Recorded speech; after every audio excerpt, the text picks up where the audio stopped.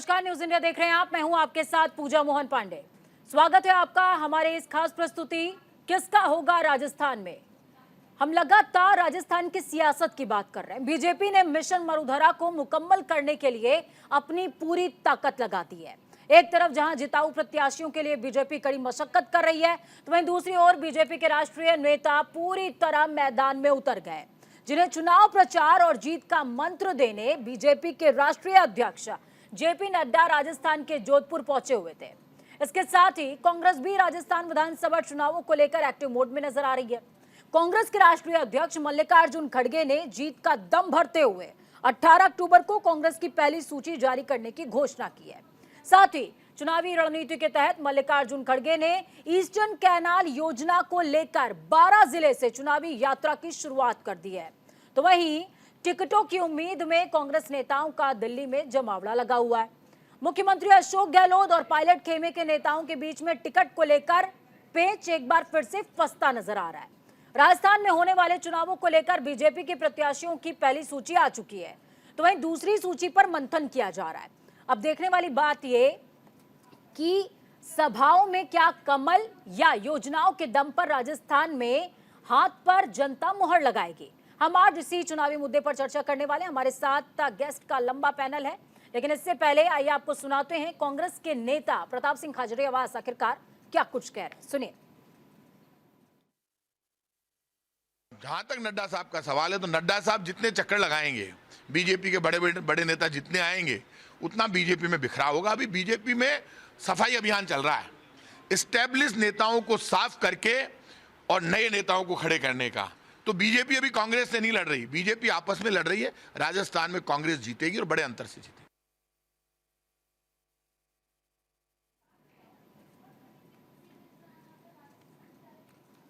तो कांग्रेस के प्रवक्ता पंकज शर्मा फिलहाल हमारे साथ में जुड़े हुए हैं। आगे गेस्ट और भी जुड़ेंगे। सुमित श्रीमाल जी जुड़ेंगे हमारे साथ में, मीडिया पैनलिस्ट हैं बीजेपी के। सुनील सुशीला शर्मा जी जुड़ेंगे, रेजिडेंट एडिटर हैं आप। तीनों का ही स्वागत है, लेकिन फिलहाल पंकज जी हमारे साथ में है। पंकज जी, मैं आपका ही रुख करूंगी। देखिए, कांग्रेस की तरफ से मल्लिकार्जुन खड़गे इस समय सुपीरियर अथॉरिटी हैं, लेकिन जिस तरीके से पत्रकार के सवाल पर उन्होंने जवाब दिया, क्या राजस्थान की जीत पर बहुत ज्यादा आश्वस्त हैं या राजस्थान को तवज्जो ही नहीं देना चाहते हैं, बहुत ज्यादा फ्रस्ट्रेट हो गए हैं, क्या विषय है?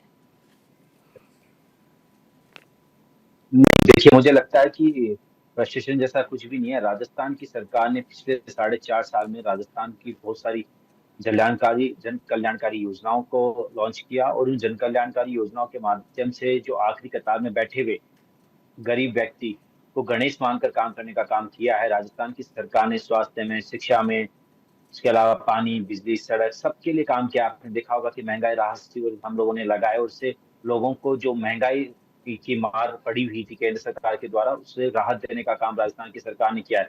तो हम लोगों ने तो जनता के हर वर्ग के लिए काम किया है, युवाओं के लिए, महिलाओं के लिए, बुजुर्गों के लिए। काम तो बहुत मिनिमम किया है गारंटी पंकज योजना दी। जी, बहुत सारा काम किया है। शायद यही वजह है कि सुप्रीम कोर्ट को इंटरफेयर करना पड़ा कि आखिरी में जो रेवड़ी बांट रहे हैं उसको रोक दीजिए या उसका हिसाब दे दीजिए। देखिए, रेवड़ी जैसा कुछ नहीं है। कम से कम राजस्थान की सरकार ने अपने व्यापारी मित्रों का 10 लाख करोड़ का कर्जा माफ नहीं किया है। मुझे लगता है कि आप जब सवाल पूछें तो आपको ये भी ध्यान रखना चाहिए कि रेवड़ी कल्चर क्या है। रेवड़ी कल्चर होता है जब आप अपने व्यापारी मित्रों को 10 लाख करोड़ का कर्जा माफ कर रहे हैं। जनता के आखिरी कतार में बैठी हुई जनता को अगर हम सहूलियत दे रहे हैं, जनता के सामाजिक हितों के लिए काम कर रहे हैं, तो वो रेवड़ी कल्चर किस तरीके से हो गया?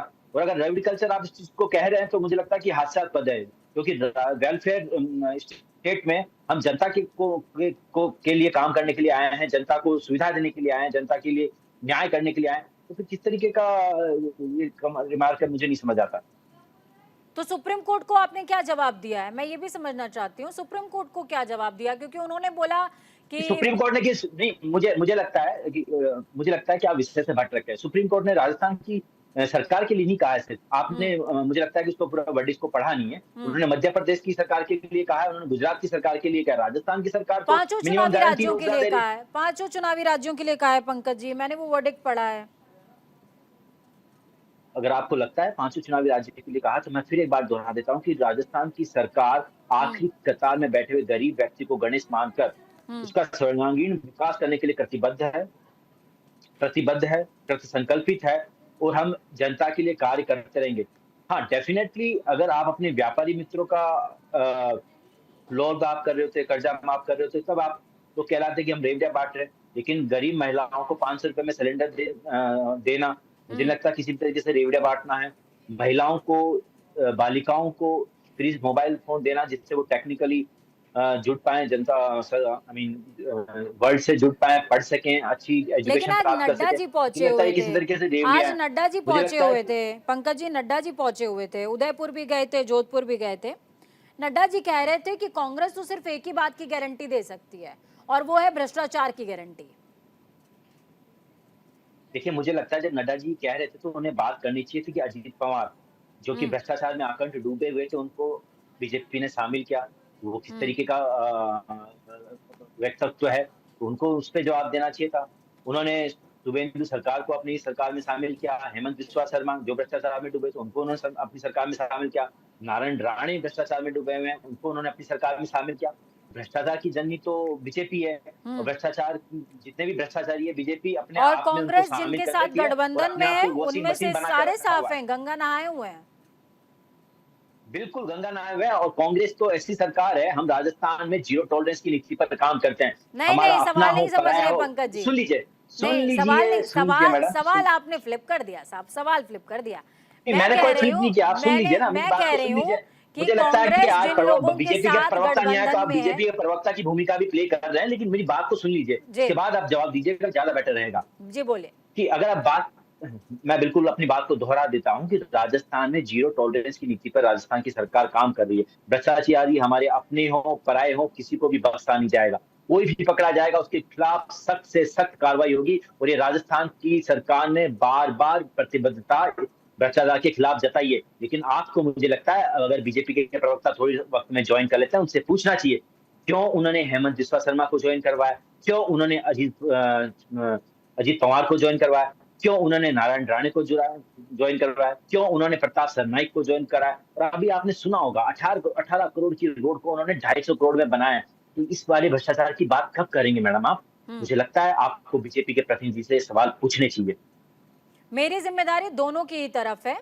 मेरी जिम्मेदारी जनता की तरफ ज्यादा है पंकज जी, तो मेरी जिम्मेदारी के बारे में विशेष ज्ञान ना दें, हम विषय पर रहें बिल्कुल, तो मुझे ज्यादा लगता अच्छा है है। अगर देखिए आपकी देखिए, जनता की मैं तरफ है तो आप बीजेपी के प्रतिनिधि से 10 लाख करोड़ के कर्जे जो माफ हुए हैं उनके बारे में भी सवाल पूछेंगे। बिल्कुल, मुझे देखिए लगता है जब आप बीजेपी के प्रतिनिधि होंगे तो उनसे भ्रष्टाचार की बात भी करेंगे आपकी तरफ और से जिन उनसे भ्रष्टाचारी को सवाल, उन्होंने अपनी जी, सरकार में मैं शामिल आपकी किया तरफ है, से उस उनसे पर भी सवाल आप जरूर सवाल पूछूंगी पंकज करेंगी। जी।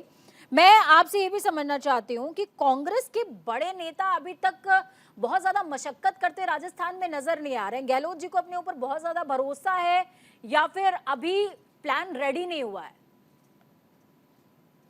नहीं, मुझे नहीं लगता कि आप किस तरीके से सवाल करना चाह रही हैं क्योंकि राजस्थान में आज मल्लिकार्जुन खड़गे जी की तीसरी से रैली थी, उससे पहले राहुल गांधी जी ने सभाएं की है, हम्म। प्रियंका गांधी जी ने सभाएं की हैं, हम्म। मुख्यमंत्री जी ने जिले दर जिले सब जिलों की यात्राएं देखिए, की है। सभा तो करना हमारे पंकज जी, सभा करना और कार्यकर्ताओं के साथ मीटिंग करना, ग्राउंड पर उनको सशक्त करना। देखिए आज लगातार बिल्कुल, बिल्कुल जेपी नड्डा पहुंचे लगातार हुए थे, हमारा जेपी नड्डा नहीं मुझे उदयपुर लगता में। है कि मुझे लगता है कि आप अवेयर नहीं है। हम्म। राजस्थान में जनवरी से लगातार कार्य चल रहे हैं। हाथ से हाथ जोड़ो अभियान हम लोगों ने स्टार्ट किया, बूथ का कार्यक्रम हम लोगों ने दिल स्टार्ट किया, से दिल मंडल तक जोड़ो हम लोग गए अभियान हैं। का क्या होगा? लगातार हमारा वर्किंग चल रहा है। तो मुझे लगता है कि राजस्थान के कार्यकर्ता भी अपडेट है, राजस्थान का कार्यकर्ता भी चुनाव के लिए तैयार है और राजस्थान की सरकार भी चुनाव के लिए तैयार है। और हमारे बड़े नेता लगातार दौरे कर रहे हैं, लगातार अपनी बातों को जनता तक ले जाने का काम कर रहे हैं। मुझे लगता है कि जो कार्य हमने पिछले 4.5 साल में किए हैं जनता के लिए, उन कार्यों के आधार पर, उन विकास की कल्याणकारी योजनाओं के आधार पर राजस्थान की जनता कांग्रेस सरकार को फिर से चुनने का काम करेगी। काम किया है दिल से, फिर से कांग्रेस सरकार। ठीक है, काम किया है दिल से फिर से कांग्रेस सरकार, लेकिन इस बार आपको तो ये पता ही होगा कि बीजेपी कोई और चेहरा नहीं रख रही है सामने, मोदी जी का चेहरा है सामने। कैसे उनसे फाइट कीजिएगा? क्योंकि जब क्षेत्रीय बात होती है तो विषय अलग रहता है, लेकिन जब प्रधानमंत्री का ही चेहरा आगे कर दिया जाए, मोदी जी का ही चेहरा आगे कर दिया जाए, तो जनता के साथ उनकी जो केमिस्ट्री है वो किसी से छिपी नहीं हुई है। नहीं, देखिए मुझे लगता है कि केमिस्ट्री की बात तो छोड़िए आप। हम्म। राजस्थान में भाजपा नेतृत्व विहीन पार्टी है। मोदी जी के नाम पे आप नगर निगम का भी चुनाव लड़ लीजिए, मोदी जी के नाम पे आप पंचायत समिति का भी चुनाव लड़ लीजिए, मोदी जी के नाम पे आप सरपंच का भी चुनाव लड़ लीजिए। लेकिन मुझे लगता है कहीं न कहीं राजस्थान में बीजेपी नेतृत्व विहीन है। बीजेपी में कोई ऐसा चेहरा ही नहीं है जिस पर राजस्थान की जनता चुनाव पे उनका वोट डाल सके। इसलिए कहीं ना कहीं मोदी जी, जो कि प्रधानमंत्री कम होकर प्रचार मंत्री ज्यादा हैं, वो अपने चेहरे को आगे करके चुनाव लड़ने का काम यहाँ कर रहे हैं। लेकिन इस बार राजस्थान की जनता समझदार है, उन्हें पता है कि राजस्थान की गहलोत सरकार ने जन कल्याणकारी योजनाओं के माध्यम से राजस्थान के जन जन को विकासशील योजनाओं से जोड़ने का काम किया, राजस्थान की जनता की सेवा करने का काम किया है, भले बुजुर्ग हो, युवा हो, महिला हो, सबके लिए ठीक है, काम करने का काम किया है। मोदी ठीक जी है। तो जिन वादों के साथ 2014 के चुनाव में केंद्र की सरकार में आए थे, बहुत हुई महंगाई की बात, अब की बार मोदी सरकार, क्या हुआ महंगाई की बात? महंगाई पर राहत किसने दी? महंगाई पर राहत दी राजस्थान की गहलोत सरकार ने। मोदी जी आए थे कि बहुत हुई पेट्रोल डीजल की बार, अब की बार मोदी सरकार, किसने पेट्रोल डीजल के रेट्स कम किए? राजस्थान की सरकार ने कम किए। बहुत ही डॉलर की रेट बढ़ गई, किसने क्या? मुझे लगता है कि कहीं ना कहीं आप रोजगार की बात करके आए थे कि बहुत ही बेरोजगारी कहाँ हुई? आपने 2 करोड़ लोगों को नौकरी देने का वादा किया था। इस हिसाब से अब तक आपको कम से कम 18 करोड़ लोगों को नौकरियां दे देनी चाहिए, लेकिन आपने नौकरियां कितने लोगों को दी? सिर्फ 7 लाख लोगों को नौकरी दी है। और आप जानकर अचंभित होंगी पूजा जी, कि मध्य प्रदेश में सिर्फ 21 लोगों को नौकरियां मिली है। ये सरकारी डेटा कह रहा है। क्या ये बड़ी यही चौंकाने वजह है? वाली खबरें हैं। यही वजह है हरियाणा पंकज जी क्या? हरियाणा हरियाणा जैसा बीजेपी शायद शासित शायद राज्य आप ये कहना चाह रहे हैं यही बेरोजगारी में वजह है नंबर कि 1 पर बीजेपी है। के पास मध्य मुद्दा नहीं प्रदेश है, जैसा इसलिए राज्य प्रधानमंत्री को फिर भी दुष्कर्म बार में बार नंबर 1 लाल पर है। डायरी का गुजरात मुद्दा जैसा उठाना राज्य पड़ता है। पेपर लीक में नंबर 1 पर है। तो आप देखिए कि जो बीजेपी का मॉडल स्टेट है वो किस तरीके का है। पेपर लीक में, महिला दुष्कर्म में, बेरोजगारी में, सारे राज्य जो बीजेपी के हैं, बीजेपी शासित राज्य हैं, हरियाणा, गुजरात, मध्य प्रदेश, यूपी, ये सब लोग लीड कर रहे हैं। मुझे लगता है कहीं ना कहीं ये देश की जनता को तो सोचने का वक्त है ही 2024 में, लेकिन उससे पहले राजस्थान की जनता, जो बीजेपी की नीतियां हैं, जो पंकज बीजेपी जी की ऐसी आपने नीतियां हैं आपने जिन पे काम सवाल नहीं अवॉइड होता कर है, दिया, उसको आपने सवाल अवॉइड कर दिया। सवाल मेरा ये था, क्या यही वजह है क्या कि बीजेपी को कोई मुद्दा नहीं मिल रहा है, इसी वजह से बार बार लाल डायरी का मुद्दा उठा लेती है? प्रधानमंत्री तक मंच से बोल चुके हैं कि जब बीजेपी की सरकार बन जाएगी तो लाल डायरी का पन्ना जो है वो खंगालेंगे।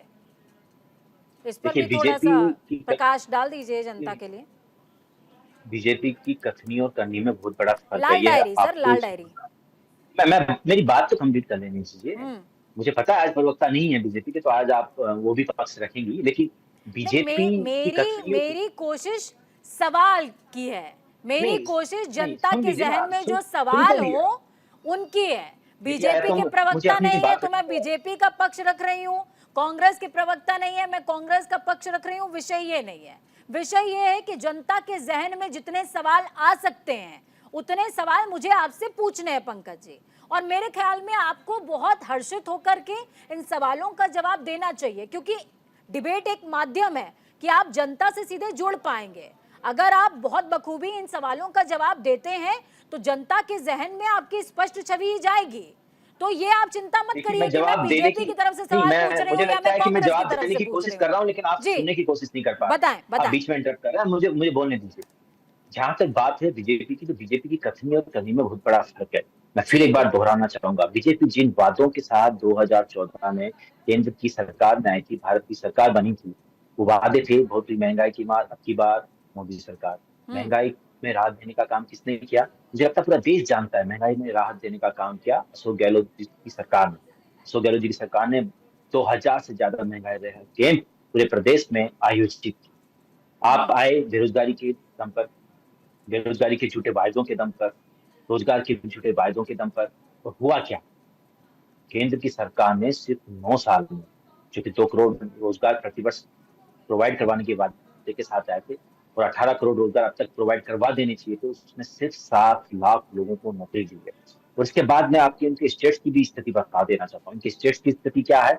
मध्य प्रदेश महिला अपराधों में नंबर 1 पर है। ठीक है। गुजरात पेपर लीक में नंबर 1 है, करप्शन में नंबर 1 है। हरियाणा बेरोजगारी में नंबर 1 है। तो मुझे लगता है कि जिस तरीके से सिर्फ सत्ता को हथियाने का काम बीजेपी की सरकार अपराध कर का रही है, जिक्र आप उन्हें पंकज जी। आखिरी कतार में बैठे व्यक्ति को गणेश मानकर काम करने की नीति पर चलना होगा। और मैं ये कहता हूं कि केंद्र में जो बीजेपी सरकार है, उसको भी विपक्ष के रोल पर कांग्रेस सरकार बार बार ये चेतावनी देती है कि आप जनता के ठीक लिए है, काम ठीक है करना शुरू करें। पंकज जी, ठीक है। आप बोल रहे हैं बीजेपी के राज में तमाम अपराध बेलगाम है, सब कुछ है। एक रिपोर्ट पढ़ रही थी मैं अभी, जिस दौरान आप बात कर रहे थे, बस उसी दौरान मैंने सर्च किया है। मैंने पहले से सर्च नहीं किया था, मैंने जस्ट अभी सर्च किया है। देखिए लिखा हुआ है कि 28 दिनों के अंदर राजस्थान के अंदर 64 मर्डर हुए हैं। 118 मासूम बालिकाओं और महिलाओं से रेप की घटनाएं हैं। घटनाएं भी थोड़ा सा इलैबोरेट कर देती हूँ। दरिंदों ने 118 मासूम बालिकाओं और महिलाओं से बलात्कार किया, कई नृशंस हत्याएं की गई हैं। भीलवाड़ा में किशोरी को गैंगरेप के बाद जिंदा ही कोयले की भट्टी में जला दिया गया। दौसा में कांस्टेबल प्रहलाद सिंह की गोली मारकर हत्या की गई। जयपुर के भाकरोटा में युवक ने जीप से कुचलकर 2 लोगों की हत्या कर दी। दरिंदों ने 118 मासूम बच्चियों को अपनी हवस का शिकार बनाया है। इस पर थोड़ा सा अगर कुछ कह दें तो शायद अच्छा रहेगा। बिल्कुल बिल्कुल, मैं आपके सारे सवालों के जवाब दूंगा और मुझे लगता और है कि आप ऑपरेशन लंगड़ा का भी इसमें जिक्र है कि किस तरीके मैं से वो मैं फेल हो बिल्कुल गया। मैं हर आपके हर सवाल का जवाब दूंगा और मुझे लगता है कि आप अच्छे से सुन लेंगे उस चीज को। बिल्कुल जी, बताएं। आपने महिला अपराधों की बात की। राजस्थान एक अकेला राज्य है। राजस्थान की जो पिछली बीजेपी की सरकार थी उसमें कन्विक्शन रेट था 272 दिन, 272 डेज। और अभी की राजस्थान की सरकार जो कांग्रेस की सरकार है उसमें 52 डेज में हम ये लोग कन्विक्शन अगस्त कर का रहे हैं। डेटा बता सुन रही हूँ लीजिए, मैं। मुझे लगता है सुन लेना चाहिए आपको। प्लीज सुन लीजिए आप मेरी जी, बात। सुनाइए। फिर आप बात करते हैं महिला पार्टी अपराधों की। राजस्थान की सरकार ने ऑपरेशन ब्रज प्रहार के तहत 40,000 से ज्यादा अपराधियों को सलाखों के पीछे डाला है। तो ये ठीक है। अकेली प्रदेश सरकार है पूरे देश में जिन्होंने अपराधियों के खिलाफ इतना बड़ा ऑपरेशन चलाया है। आपको फिर जान लेना चाहिए कि ये अकेली सरकार है पूरे देश में जिसने अपराधियों के खिलाफ इतना बड़ा ऑपरेशन चलाया है। आप बात करते हैं महिला अपराधों की। महिला अपराधों में मध्य प्रदेश नंबर 1 है और उनकी कन्विक्शन रेट भी कम है। वहां अपराधी पकड़े भी नहीं जाते। राजस्थान सरकार में मैं आपकी एक बात से सहमत हूँ कि जरूर अपराध हुए, लेकिन राजस्थान की सरकार ने बिल्कुल त्वरित कार्रवाई करते हुए अपराधियों को पकड़ा है, सलाखों के पीछे किया। उनके ऊपर जो भी लीगली कार्रवाई होती है उस कार्रवाई को करने का काम किया है। दूसरी सबसे बड़ी बात है कि जो आप अगर अदर प्रदेश की बात करेंगे तो आपको, मुझे लगता है कि मोरबी कांड आपको याद होगा। गुजरात में एक पुल गिरा था, 200 से ज्यादा लोग मरे थे, लेकिन उसका अपराधी अभी तक भी सलाखों के पीछे से बाहर है। दूसरी बड़ी बात, उत्तर प्रदेश में आपने नेहा जोशी का हत्याकांड की बात सुनी होगी। उसमें उसमें एक राज्य मंत्री का नाम था और राज्य मंत्री अभी तक जेल से बाहर है। दूसरा आपने सुना होगा जिन्होंने किसानों पर जिसने जीप चढ़ाई थी, अपने गृह राज्य मंत्री है टैनी जी, उनका बेटा है। कहाँ है नहीं वो? पंकज जी, पता देखिए होगा ना मैं आपको। मैं तो डिनाई वो नहीं कर सवाल रही हूँ। कब पूछेंगे आप? मैं पंकज जी मेरी बात आपसे यही सवाल समझिए, पूछना चाहता हूँ। मैं उन विषयों को डिनाई नहीं कर रही हूँ। आप अगर ये समझ रहे हैं कि अगर मैं आपसे सवाल पूछ रही हूँ तो मैं उन विषयों को डिनाई कर रही हूँ, तो मेरा सवाल ये नहीं है कि मैं उन विषयों को डिनाई कर रही हूँ। मैं आपसे पूछ रही हूँ कि अगस्त की ये रिपोर्ट है, 28 दिनों की रिपोर्ट है। 28 दिनों में 64 मर्डर, 118 बच्चियों और महिलाओं के साथ आंकड़ा मिला जुला है। महिलाओं के साथ दरिंदगी हुई है जिसमें कुछ विभत्स घटनाएं हैं जिसको अभी भी बीजेपी टारगेट करती है। क्या इनको आप किसी और राज्य की गिनतियां गिनवा करके इससे पीछा छुड़ा सकते हैं? क्या जनता को जवाब नहीं देना पड़ेगा? मेरा सवाल ये है। जी डेफिनेटली मैं आपकी बात का जवाब दूंगा कि जनता को जवाब किस तरीके से दिया जाता है। जनता को जवाब कार्रवाई करके दिया जाता है, अपराधियों को बचा कर नहीं। और राजस्थान की सरकार ने लगातार अपराधियों पर कार्रवाई करने का काम किया है। मैं फिर दोहराऊंगा, ऑपरेशन ब्रज प्रहार के तहत 40,000 से ज्यादा अपराधियों को हमने सलाखों के पीछे करने का काम किया है। कन्विक्शन रेट जो 272 दिन थी उसे 52 डेज करने का काम किया है। हम लोगों ने फास्ट ट्रैक कोर्स बनाए।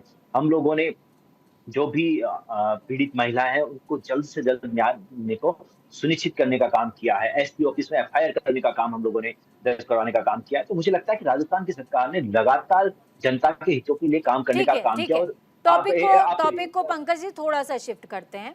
मेरे ख्याल में इस वाले टॉपिक पे आप बहुत बेहतरीन जवाब दे भी नहीं पा रहे हैं। दूसरे राज्यों पर टारगेट करने से बेहतरीन कोई और विकल्प भी नहीं मिल रहा। मुझे लगता है कि जो ठीक है, बात है उसे कहने का काम मैंने किया है। अब कोई आप बात किस कोई बात पैरामीटर पे कोई कह रहे हैं बात कि मैं नहीं, बेहतरीन कोई जवाब नहीं बात दे पा नहीं, रहा हूँ, कोई ये बात बिल्कुल नहीं पंकज जी। हास्यास्पद है। टॉपिक को थोड़ा सा शिफ्ट करते हैं, टॉपिक को थोड़ा सा शिफ्ट करते हैं। 18 अक्टूबर पर आते हैं, जो कि मल्लिकार्जुन खड़गे ने डेट को डिक्लेयर किया है कि पहली सूची आ जाएगी। इतनी देरी क्यों हो रही है? मान नहीं रहे क्या दोनों गुट? सेटल नहीं हो पा रहा है मामला? नहीं, बिल्कुल ऐसा कुछ नहीं है। मुझे नहीं लगता कि किसी तरीके का उनसे विरोध है। हमारा प्रोसेस है, डेमोक्रेटिक पार्टी है, लोकतांत्रिक प्रक्रिया के तहत नहीं, हमारे आप प्रत्याशी प्रवक्ता चुने हैं, गए। आपको तो बोलना ही नहीं, मुझे पड़ेगा। लगता है कि आप मुझे सुन लेना चाहिए। मुझे बोलने का मौका आप बिल्कुल, आप भी नहीं दे बोलिए, पा रहे हैं, तो बोलिए। मुझे लगता है कि आपको मुझे सुनना चाहिए जी। कि राजस्थान में जो हमारी लिस्टें आने वाली हैं वो जल्दी आने वाली हैं। और क्योंकि कांग्रेस एक लोकतांत्रिक पार्टी है, लोकतांत्रिक प्रक्रिया के तहत हम लोग प्रत्याशी चुनने का काम कर रहे हैं। हमने ब्लॉक से जिला स्तर, जिला प्रभारी लगाए, जिला मंत्री लगाए, एआईसीसी के ऑब्जर्वर्स आए, प्रदेश चुनाव समिति में नाम गए, फिर प्रदेश चुनाव समिति से स्क्रीनिंग कमेटी तक जाएंगे। तो प्रोसेस टाइम लेता है। हमारे यहाँ बीजेपी की तरह जो बिल्कुल फेल सांसद प्रत्याशी हैं वो चुनाव नहीं लड़वाए जा रहे हैं। तो फेल प्रत्याशी सांसद जिन्होंने जनता के हितों के लिए पिछले 4.5 साल में कुछ नहीं किया, 25 सांसद चुनकर राजस्थान की जनता ने भेजे, वो 25 सांसद भी बताने को राजी नहीं कि उन्होंने राजस्थान की जनता के लिए क्या काम किए। और जो अभी पहली लिस्ट में 6 से 7 सांसद उतारे हैं, उनका विरोध तो मुझे लगता है आप तक भी पहुंचा होगा, दिल्ली तक, पूरे देश को पता है। तो मुझे लगता है कि इस तरीके का अंतर्विरोध, किसी भी तरीके का अंतर्विरोध कांग्रेस पार्टी में नहीं होगा। कांग्रेस पार्टी सभी पैरामीटर्स पे प्रत्याशियों को परख कर प्रत्याशी चुनने का काम कर रही है। ठीक है, प्रत्याशी चुनने का काम कर रही है, लेकिन जो सूत्र बता रहे हैं पंकज जी, सूत्र ऐसा कहते हैं कि गहलोत और पायलट गुट में समझौता नहीं हो पा रहा है, कुछ वो अपने प्रत्याशियों को सेटल कराना चाह रहे हैं। सुमित श्रीमाल जी हमारे साथ फोन लाइन पर जुड़े हुए हैं। पंकज जी, आप बहुत लंबा बोल चुके हैं, तो सुमित जी को थोड़ा सा मौका देते हैं और आपके सवालों का जवाब भी मैं सुमित जी से ले लेती हूँ। सुमित जी, पंकज जी जुड़े हुए लगातार, पहले तो स्वागत है सुमित जी आपका।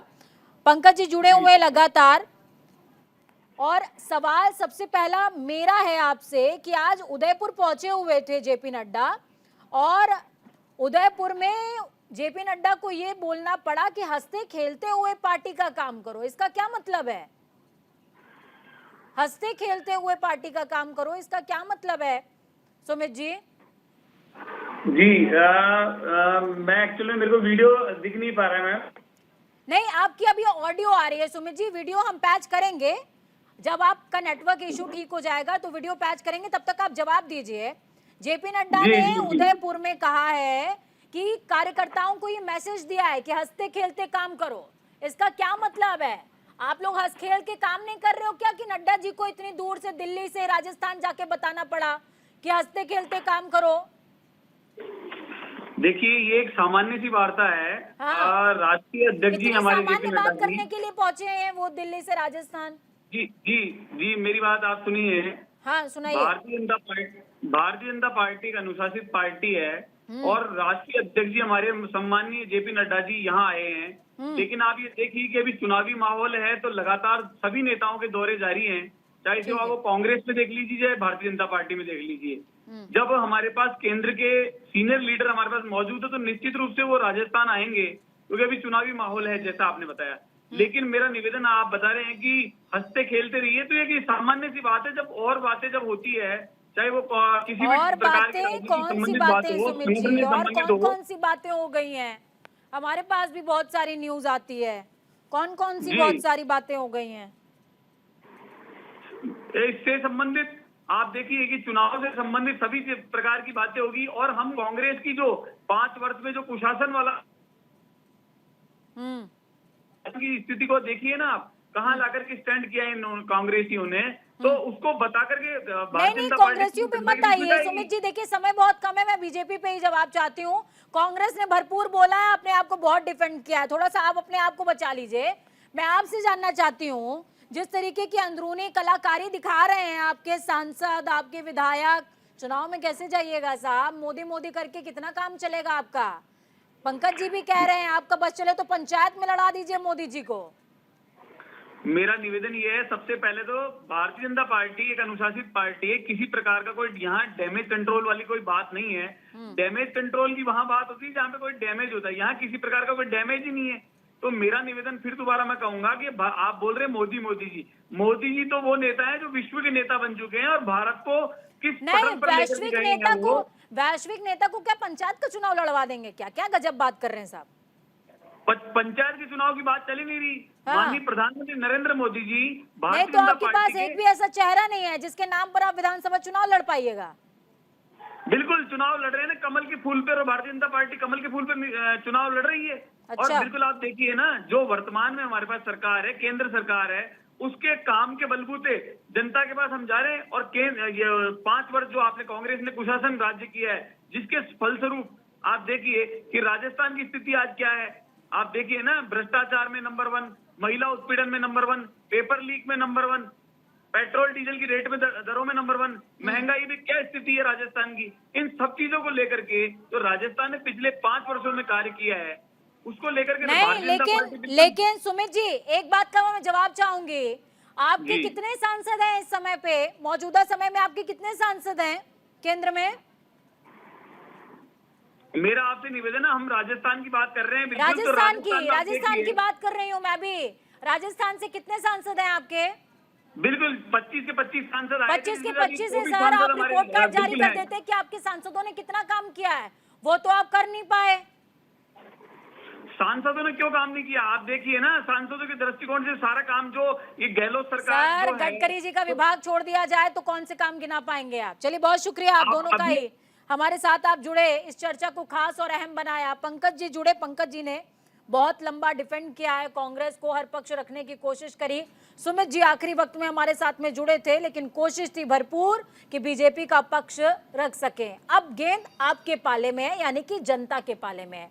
क्योंकि देखिए कोशिश कितनी भी कोई प्रवक्ता कर ले, सिकंदर और सरदार दोनों आप ही हैं, आप ही तय करेंगे उंगली पे स्याही लगा के कि किसको अर्श दिखानी है और किसको फर्श दिखानी है। अब बारी आपकी है, डिसाइड आपको करना है। दोनों ने अपना पक्ष रख दिया। वक्त यहाँ पर छोटे से ब्रेक का, ब्रेक के उस पार खबरों का सफर लगातार जारी रहेगा। बने रहे न्यूज इंडिया के साथ, क्योंकि हम है राष्ट्र की आवाज।